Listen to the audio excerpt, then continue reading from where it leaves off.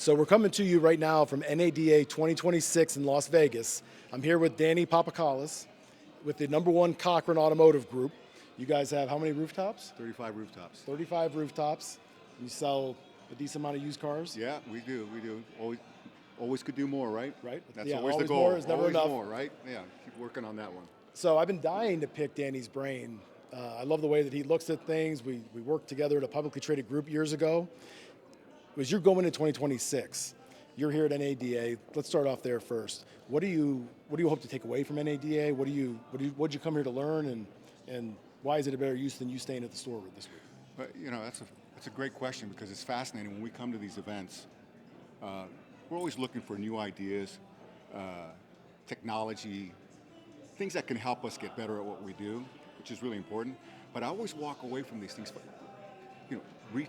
rediscovering something. And when you look at the car business, we look at these tools and we want to incorporate new technology as much as we can. But we fail to realize sometimes that the technology is there not to sell more cars. It is to help us make better decisions so that we can sell cars and execute better. Execute better. That's really the goal. Because in the conversations that one point that was made is that the gross is made at the buy. How many years have we been? Oh, since the beginning of right? time. Since I've been in the business. Yeah, 30 years. Right. So when you look at that and break it down, buying cars right, reconning the cars right, pricing them right, getting them. Where do you see dealers on the acquisition side? Because I'm very passionate. Now you're getting me fired up. Yeah. Where do you see that everybody says, I would buy more cars and I need to get more aggressive on price to market, cost to market, whatever.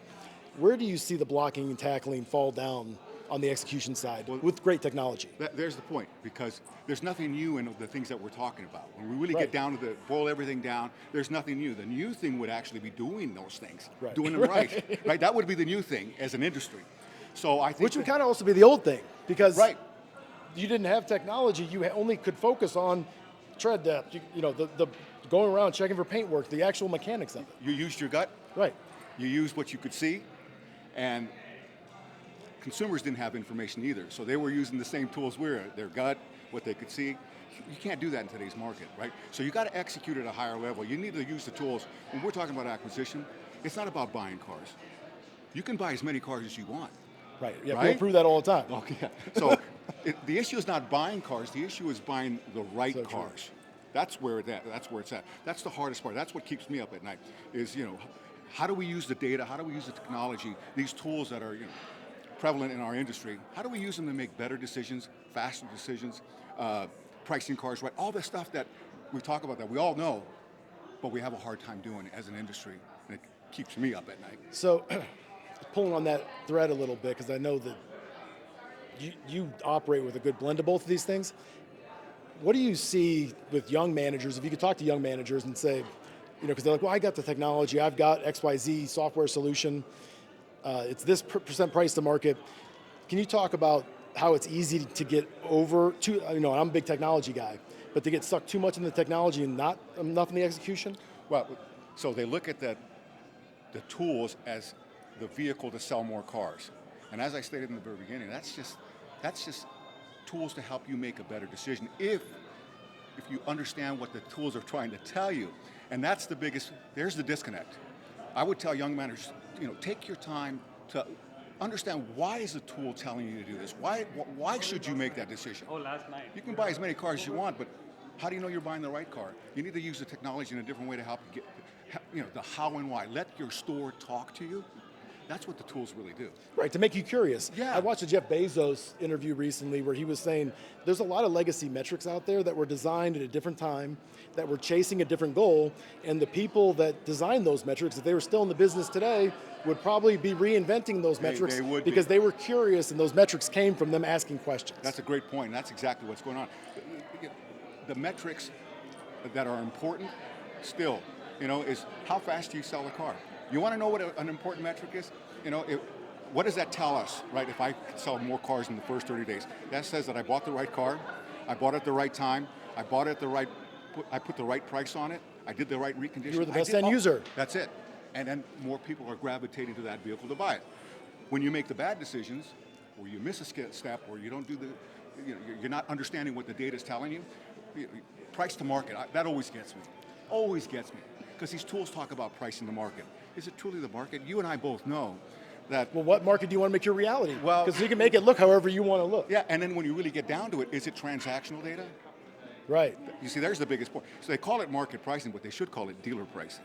Yes. Because that's just a bunch of dealers what they think they can sell the car for, and now we've got young managers saying, look, I'm at 98% the market.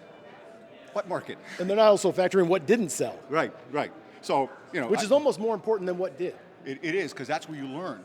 And so going back to your original question, young managers need to listen to the data and not their instinct. Instincts are important, but the gut. Stay curious. You got to be curious. You got to ask every time, why is this telling me this? And when you do that, you're going to ask at least 3 questions. And the more questions you ask, the better you get. Spend more time in the beginning of the process. Get it right early. Measure twice, cut once. Right. Or you can spend the last week of every month reacting and chasing. 4th and 32. And now you're not even focused on retail anymore. You're focused on how do I clean up this mess I got myself into. So as we come around the corner, let me ask you another question. You've obviously dealt with lots of platforms, lots of groups, a lot of experience in used cars. What's the top 3 differences between the stores that run at a very high level consistently, not a lot of fluctuation, and then the ones that are always up and down, inconsistent from a used car, PVR, volume, sourcing strategy? There's just a lot of volatility in those. What's the difference between the 2? They stick to the game plan, and they have a plan. It's real simple. And if you can have all the tools you want, but if you don't have a strategy, if you don't have a plan, then everything else will fall apart. So a lot of the good operators, they have their plan, they stick to it. What causes rookie managers to deviate from it? I know what I used to do. Some of that deviation starts with, I got to sell this many cars at the end of the month, and they start trying to manipulate. Bury the trade. We'll deal with that later. At that point. They're focusing on how do I get to that number. And what they fail to realize, and this is the one thing I would tell young managers, is that you cannot manage volume in PVR. You think you can, but you can't. If you could manage those numbers, I've said it 1,000 times, then you'd never miss your budget. So that's the mistake. Those come after the equal sign in the used car business, and I call it the used car equation, where you have to do the steps correctly, in order, and the better you execute those steps, the better chance you have of selling more cars for more money. Every time you miss a step or mess up in the step, let's say, you don't do it right, you start to do, that's a subtraction from your total volume and total gross. So you can't manage the outcome. You can only manage the input. So you and I have been doing this a long time. I remember F&I, when I did F&I, I'm dating myself in the 90s, $400 or $500 was a good job back then. Yeah. But we didn't go out and interview the customers 100% of the time with 100% of the same way.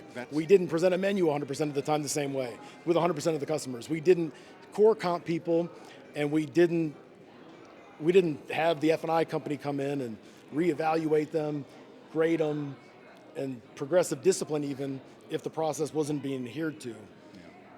The stores that run a high level typically treat them like an F&I department, right?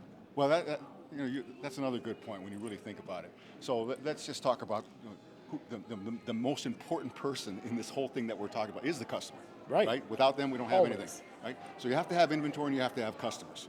How you work those two together, how you manage your inventory determines how many customers you're going to talk to. So let's talk about the appraisal real quick, the appraisal process. Oh, let's talk about it. Now you got me.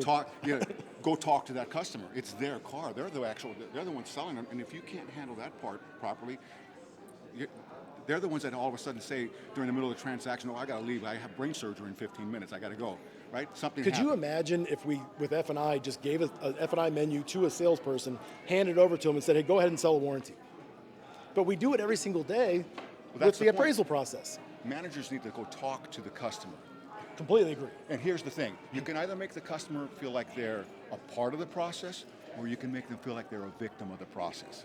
And that's where the problem is. So when we don't talk to that customer early and get to know them and get them to talk about their vehicle, then the only thing left is for your salesperson to go back to you every time you're sitting at your desk. At really nice company. That's called chairborne management, right? Right.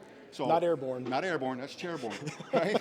And so what happens then is that the only option your salesperson has to do is go back and forth. What's amazing is customers sitting there say, that's magical. Every time we tell them to go back there, we get more for our trade. Let's go send them back again, right? Right. So it's magic, So true. right? It's the truth. You got to get up, you got to talk to the customer early. Otherwise, you're left with the only option of doing an ankle tackle before they leave at the end. Pick And your that's how spot. people start making mistakes. And how do we put this much money in the trade? That's how it happened right there. What did we start off the conversation with? Your PV, your gross is made at the The buy. acquisition. Yeah. All right, so one last thing. Going into 2026 with used cars, what are you most excited about? I'm excited about inventory levels. Maybe not so much in the beginning, but inventory levels starting to come somewhat back to where, maybe not where they used to be, but at least getting better. I'm also excited about EVs, used EVs. I think there's going to be too. Yeah, I think there's going to be a huge opportunity with used EVs. It's going to be the perfect car for a price point, payment point, all the technology you want, but at I think a better price that people will actually want to test it out. I think this is the year that consumers test EVs for the first time, and it will be because through it's affordable. and it'll be through the used car, as opposed to buying a new car. That's pretty insightful. I completely agree. And they're going to be my favorite cars this year, and I know your favorite cars, Yeah. which is the one with the lowest market day supply. Yeah, but you know what the most important thing is? Is that we need to make sure that we are educating the consumers on the EVs. There's a lot of misconceptions. People are not educated enough on EVs, especially where I'm at in the Northeast. They think that, in cold weather, batteries go dead, when it's exactly the opposite. So there's a lot of things to learn, and we need to educate the customers in our marketing, in our presentations. Our salespeople need to, that's the bridge. That is the difference. As I go around the country, I mean sometimes same group, big groups like yours, where there'll be one dealership here and another one's literally across the street. Right. And I'm trying to figure out, why is this one selling all these EVs, used EVs, and this one isn't? And it's a belief system. It's the salespeople being trained. Exactly. They know, they've driven it, they can explain it. Yeah, that's it. It's a game plan. Yeah. It's a game. I'm excited about that this year. I think there's going to be a big opportunity. I'm looking at 2026 as being, I'm more than half glass full. I'm looking at the glass maybe even spilling a little bit. I am after this conversation. I appreciate We it, just Danny. got to go get it. Thank you. You got me pumped up. Appreciate it. You know what? It's an honor for me to sit with you, because you're one of the most respected guys, and I look at you as an industry expert. So I appreciate you spending time with us today. That's Thank been you. a wealth of information. Awesome. Thank Cool. you. Thanks, Thank you brother. again.